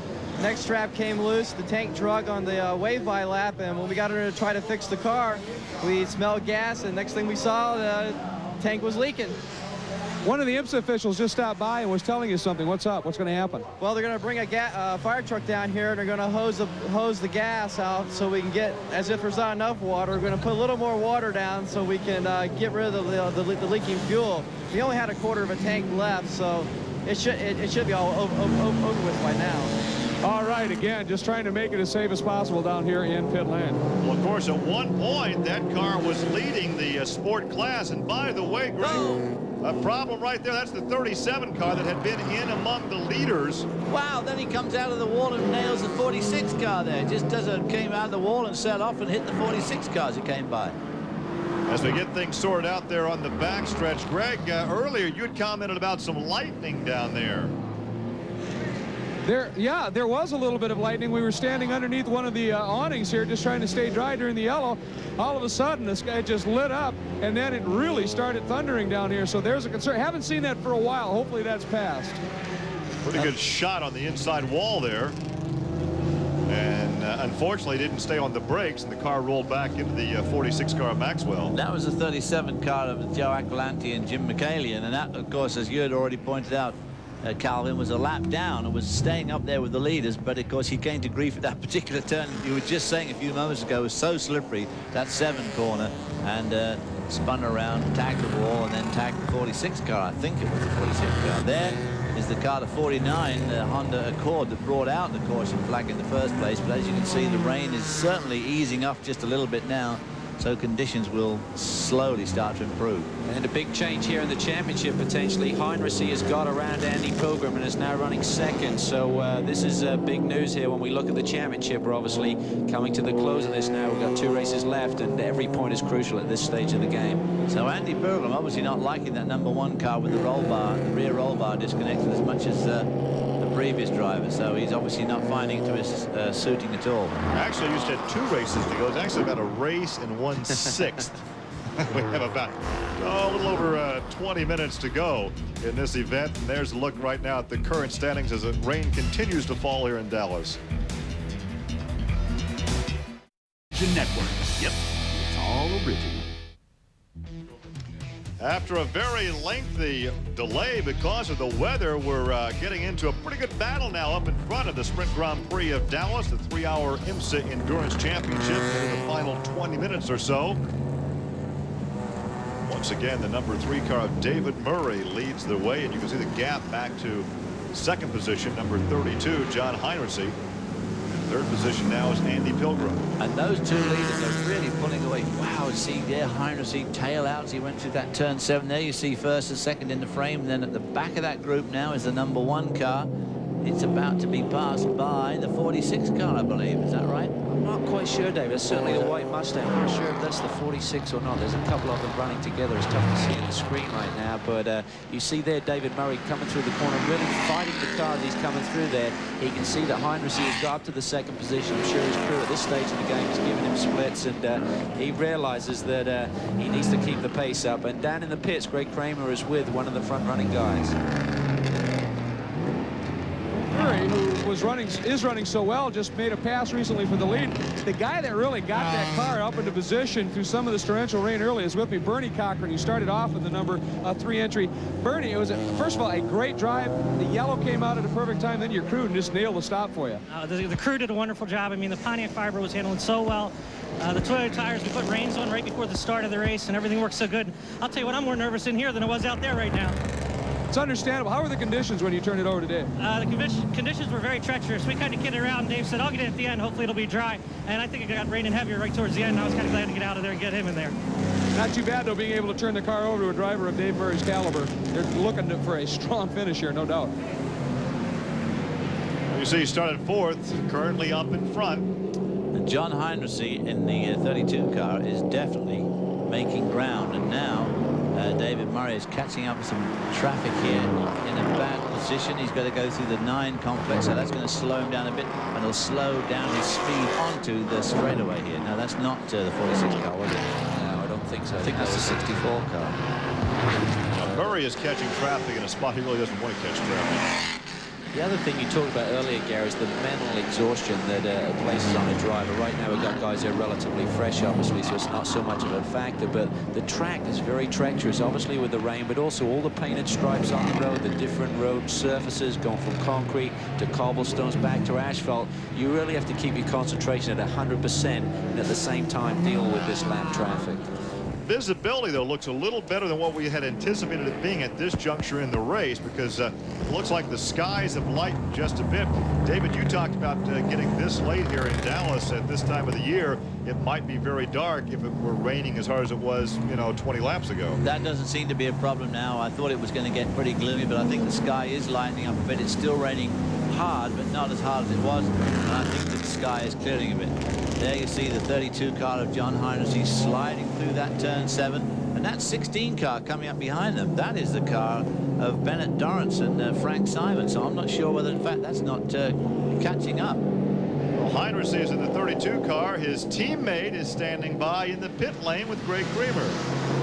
Well, of course, Heinrichs in the thick of the points chase. Stu Hainer started that car, number 32. You did your job, kept it up front. What's John saying, if anything, and can he get the job done here? Well, I haven't talked to John since it went back to green. I know that when I got out of the car, it was a real mess out there. I think the rain's lightened up quite a bit now, but it was pretty dangerous out there, actually, with all the hydroplaning and stuff like that. John's in second. I think he got held up a little bit. Now, if he can just catch up, looks like he's doing it right now. He just went by, and if he can catch up, I think we can be with him. Really, the concern we have now is the 70 Mazda. He has so much straightaway speed on all of us that he's catching us about 3 seconds a lap.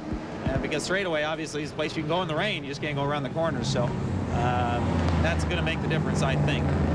All right, and of course, John Heinrichs, tremendous experience in this category of racing. He's a good guy to have in the car. Well, of course, Stu Hainer, not bad himself, a winner of 8 races here in the IMSA Endurance Championship Series.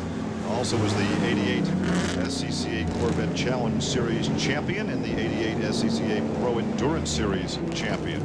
So a lot of these teams have some very qualified drivers.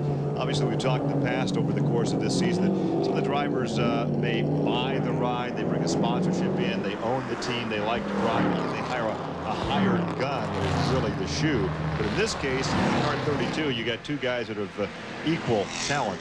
Yeah, these guys have run with GM and Chevrolet for a lot of years now, and Heinrichs does a lot of the testing and development work for Chevrolet, and obviously very experienced. These guys have run a lot together, and they're really, you know, right now, Heinrichs has a good 11-point lead over Pilgrim in the championship, and with finishing in front of him here today, this could put him in a very strong position to clinch the championship.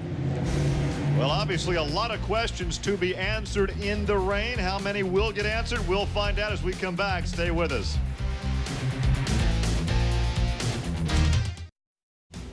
And as you can see, the sky has indeed lightened just a bit, not raining quite as hard as it was earlier as we are back in Dallas. Gary Lee along with David Hobbs, Greg Creamer, and Calvin Fish. And once again, you take a look down the fastest section of this racetrack.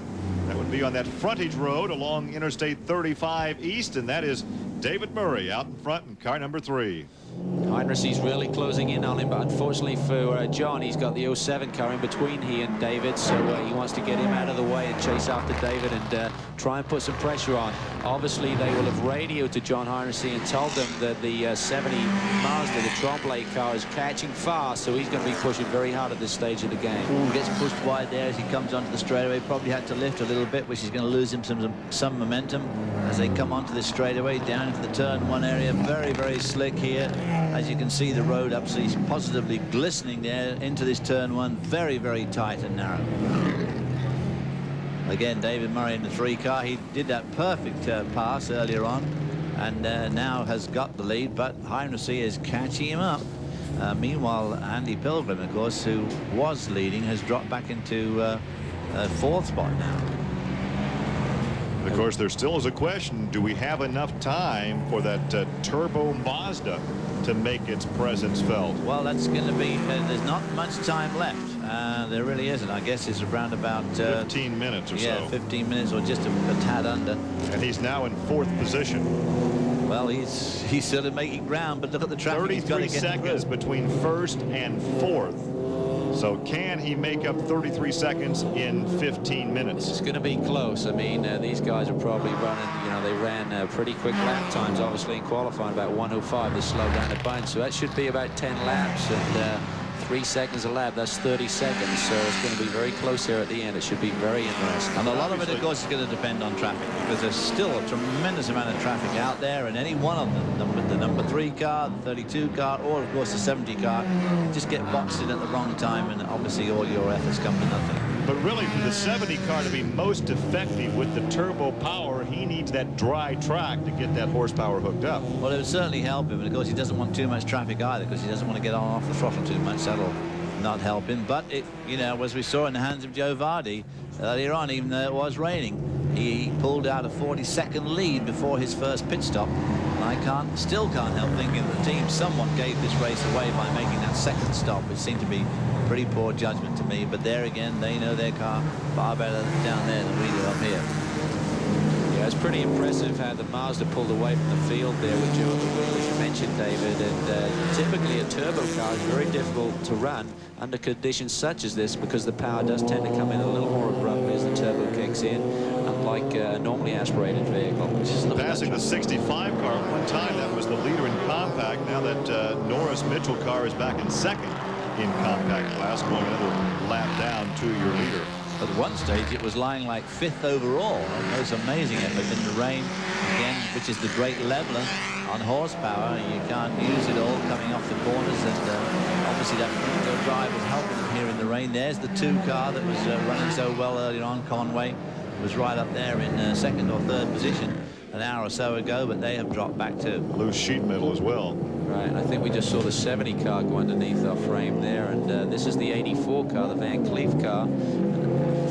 They were champions. We saw Eric Van Cleef clinch the championship with that point for pole position earlier yesterday in qualifying, and they're trying to score another victory. They've had 6 wins this year, and they're going after another 1 or 2 victories this year before they maybe change classes for 97. And Henderson gets a new record every time he wins as the oldest driver to have won in IMSA competition. He just turned 63 a few weeks ago, so he'll establish a brand new record with his victory here this afternoon.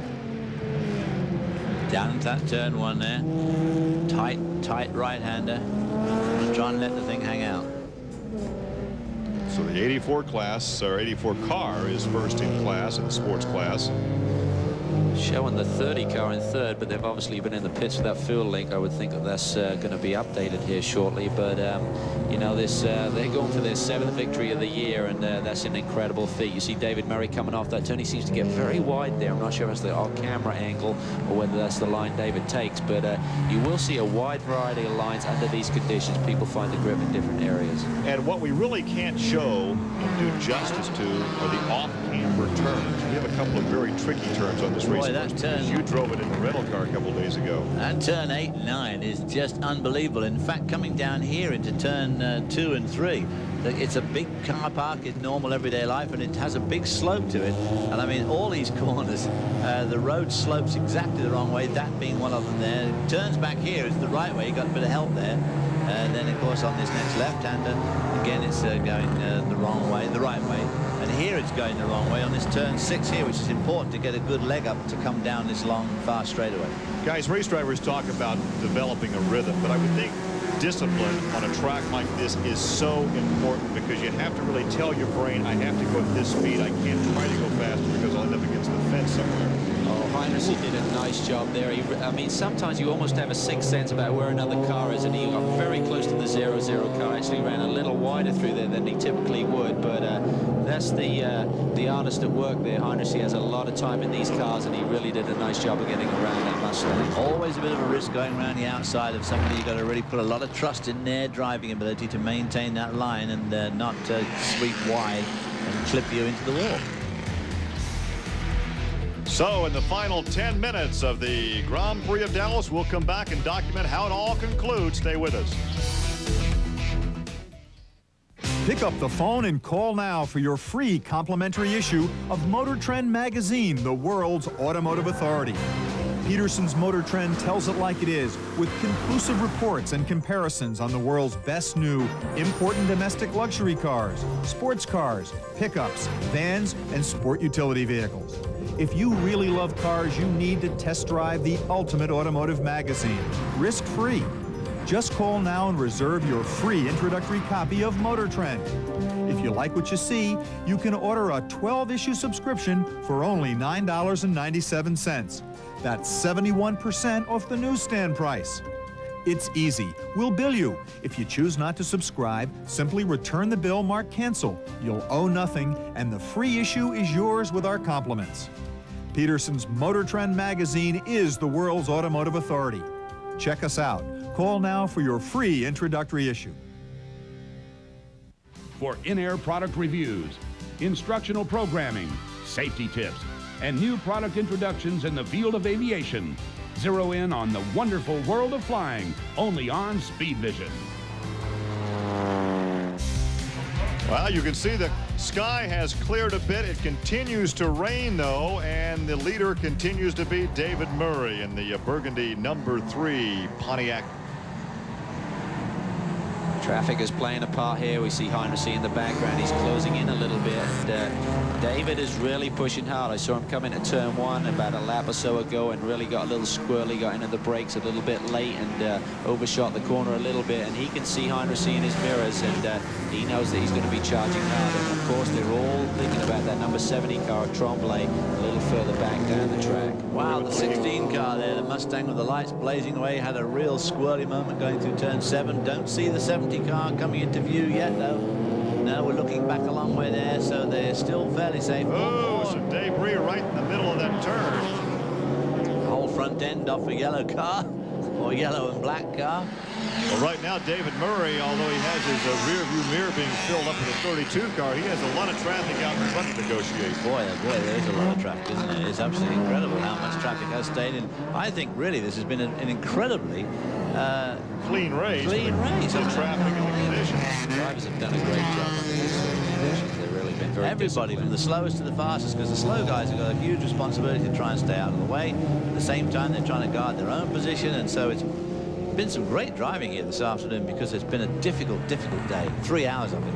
You talk about trusting somebody when you pass them on the outside. It's very difficult to know who's actually in one of these cars. Because with 3 or 4 guys inside of the car, you may have a very good driver, maybe a rather inexperienced one with the car, and that's a real chance to risk going to the outside. Yes, you've no idea who it is that's out there. That's for sure. You can come up on the same car like 2 or 3 laps later, or within 5 minutes they've done a driver change and he may take a completely different line. So that's one of the hazards of doing this type of racing. In you know, some of the different drivers obviously have different styles and different abilities. You know, the International Race of Champions, they hang the driver's name on the race car. Maybe we should do that here. As they refuel and change tires and drivers, we just hang a new driver's name on the rear deck. You could do with it, really, because that is true in most forms of racing. You know, you're racing against a car that have the number on the back, and you know exactly who's at the wheel, and you think, oh, this is old Joe Blow, or this is Calvin Fish, so I'd better be a bit careful going by this one. But here, you've got no idea who's in the car. Of course, obviously, our front runners, they're all pretty good drivers are in these cars, so no problem there. But, of course, there's 52 cars started. Back for Andy Pilgrim in car number 1. He was in the fray back there in 3rd position, but he's a long way back now. Looks like Maxwell may have taken over that 3rd position, the 46 car, and he's running in front of Andy unless he dropped. It might be a lap down. Few laps, but we had him running in the top 10 a few laps ago on the same lap as the leaders, so that may be a change for position. So Andy Pilgrim not having as good a run in this number 1 car as we saw earlier on. Obviously, it's just not to his liking. There's the 46 car, Scott Maxwell, sliding through turn 3. 18 seconds, the margin now between 1st and 3rd. So it appears that the Mazda will not find victory lane today. The thing it may do is get in front of Pilgrim, and what that will do is pad the points cushion for Heinrichs. Heinrichs running in front of Pilgrim, and if Tremblay can get in front of Pilgrim, that will put him in another position further back. So a lot at stake with just one more race and a few minutes of this one to run. There, we still don't see any sign of the Tremblay car coming into the back of the frame there. And back down to Hotel Street. Fastest parts of this racetrack before they downshift, get down to this tight right-hander and across that parking lot. What'd you call that earlier? What do you call a parking lot in England? Car park. Car park, okay. The 16 car is really going. I mean, he's in front of Heinrichs, and he's really pushing the leader pretty hard. So obviously a lap or 2 down, but he's really doing a great job. That might be Lou Gelati at the wheel. Lou Gelati's driving that car this weekend along with Greg, with Bennett Dorrance and Frank Simon. So I'm not sure who's at the wheel. Of course, that's the other thing. We never quite know who's out there in these cars. But it could be Lou Gelati, and he's pretty quick. And he does a lot of, as you see on Speed Vision, of course, we have the SCCA World Challenge, and of course he's leading his division in that, and obviously doing extremely well here in the rain. He's a local boy. He's here from Dallas, Texas. In the waning moments of this one, just about 5 minutes or so to go, and this could be the longest 5 minutes of the race for the driver in the cockpit of number 3. Wow, now what we don't want here is Lou Gelati messing with the leader, touching David Murray and pushing him off. Well, of course, that debris remains out there in that turn. So once again, your leader is David Murray. We're coming back with the conclusion of the Grand Prix of Dallas. Speed Vision has the best live racing events in September. IMSA World Sports Car from Dallas. The exciting prelude to the season finale. NASCAR qualifying from Dover. Jeff Gordon goes for 3 straight at the Monster Mile. IRL qualifying from Las Vegas. The new Motor Speedway's inaugural race, plus the premiere of Indy 500, the Classics. Relive the greatest moments from the world's most famous race. Speed Vision in September. Catch us if you can. David Murray continues to lead here in Dallas. The waning moments of this Grand Prix, a 3-hour endurance race. And right now, David Murray is looking for his 9th win in Endurance Championship competition.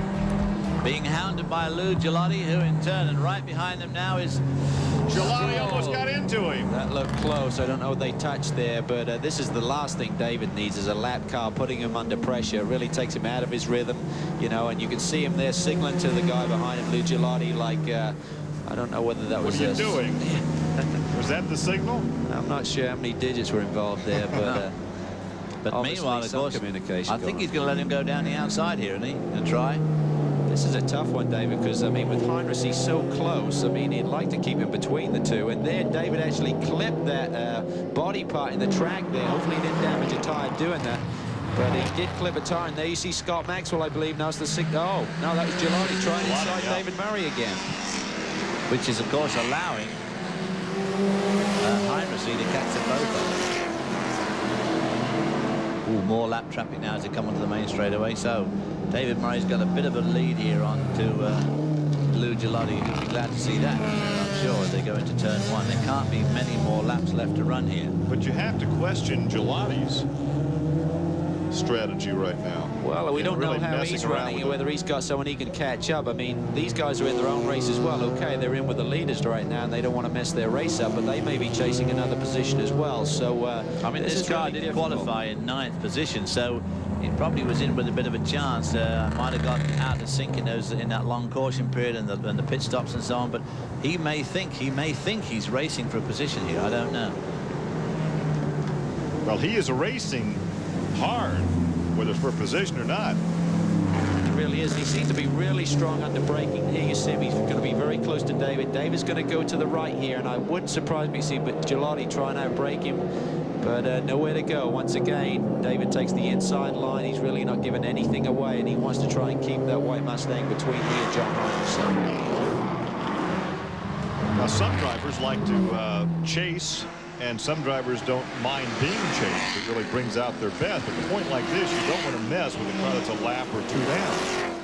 Right, and David's really very experienced in these types of cars, and we're coming up for the last lap. White flag, the last lap. White flag and a yellow flag. So we must have had some sort of incident down at turn 1, is there? Can't see anything there. But they had the yellow flag out. Road.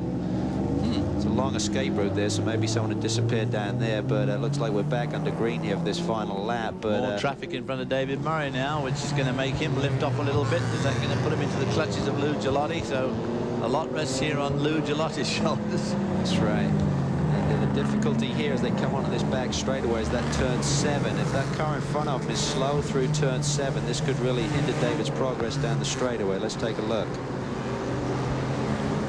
Coming in here, and this is where we see a wide variety of speeds coming through this very treacherous corner, but they look like they're through there pretty clear, and Heinrich has actually dropped back a little bit. And, there's somebody getting wide, spins around, bangs the inside wall, does a nice 360 and goes. Who is that? I can't see. Continues Danny Sullivan, I don't know. 76, I believe it looks like, or 70. That's one of the Nissan, right. There you go. Now off of Reunion East onto Hotel Street. The final time headed for the start-finish line, the checkered flag for David Murray. And still being pressured by Gilotti. Here comes the checkered flag, and Murray hangs on for his 9th victory. And there's the jubilant crew. Bernie Cochran put that car in a position to be victorious. Cochran, of course, started the race in the number 3 car. And again, this is the car that won the championship last year. Let's go pit side, Greg. Well, of course, Bernie Cochran started the car, but it was Bernie Sr., the dad, that owns the team, put it all together. You got to be so happy. I'm very happy for the crew, the team, everybody that's helped us here. And I'll tell you, it was a tough day. It really was. Bernie did a great job. You got to be so proud of him. Yes, I am. I'm proud of him. I'll tell you, with the Pontiac and with David Murray this year, David's been helping him a lot. It's really helped us. Of course, it's interesting. The first ever driver school Bernie took, 1986, I think, David was his instructor. Yes. I think he's learned a few things. He's learned it. He's still teaching. They're happy. They are happy. Well, you saw how close second position was, and we're checking right now because that would be one of the closest finishes ever in IMSA Endurance Championship competition. The closest was 142 one-thousandths of a second back in '95 at Sebring. And the second closest was almost a half second. So one of the closest finishes ever. Greg? Well, we talked to the dad. We might as well talk to the son who really started this one off again. Bernie, what a great drive. Oh. We were teasing about the fact that 1986, David Murray taught you in your first driver's school. You learned a few things, I think. Yeah, he was a real good teacher, and here it is about 10, 11 years later, and we're together winning races. I mean, you can't beat this feeling. David's sort of treating you like the penguin into the pool of sharks, saying it's raining out, you start. I don't know. I'm sorry. I'm so excited right now. This is great. This is our first win in Grand Sports, and the Pontiac did so well for us today, and I just can't be happier. Oh, that's a happy crew here. There's no doubt about it, and they earned this one. This is tough conditions. Bernie, congratulations. I'll be watching on Speed Vision now. It's always nice to see a fellow commentator do well in a race, and of course, David joined us, I believe it was at Watkins Glen in the broadcast booth before his driving stint. And so a big wave from the cockpit. He has to be happy, one, he's won. He has to be happy, two, the race is over and he can go dry off. He has to be happy, three, that he wasn't run into by Lou Gelati. Really.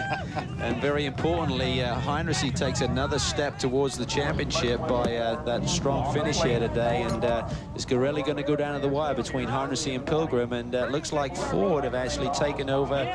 Actually, Pontiac have closed the gap in the championship for manufacturers down to about a 1-point deficit now on the Ford manufacturers in the points championship there. And the winner climbs out, grabs a baseball cap, and the teammates embrace in jubilation. As I think we can take a look here momentarily at the top 10 as some of the back markers are headed back to the pit lane as once again the Cochran-Murray car takes the victory over Hayner and Heinrichs. Pilgrim go there in the third position. The Tremblay-Varde Mazda back in fourth, and there's the first in class for compact Phillips and Scavney's fifth overall and first in class as we continue on through the top 10. Priestley and Maxwell in the sixth position, and you look at the 10th position. Second in the compact class would be Norris and Mitchell. So a couple of good drives by the 65 and the 75 car in the compact class, and we'll come back with more of our wrap up here from the Grand Prix of Dallas. You know how fast you were going? 72? Yep, 72. Hell, for a while I was fishing out a pen, steering with my knee. Oh, son, you got a 444 barrel in here. All you got to show for it is 72? You know what that is backwards? That's 27. It's 27! 72. Speed Vision Network. Catch us if you can. A tough day at the races as rain hampers the Grand Prix of Dallas, but let's go back to Greg Kramer in pit lane.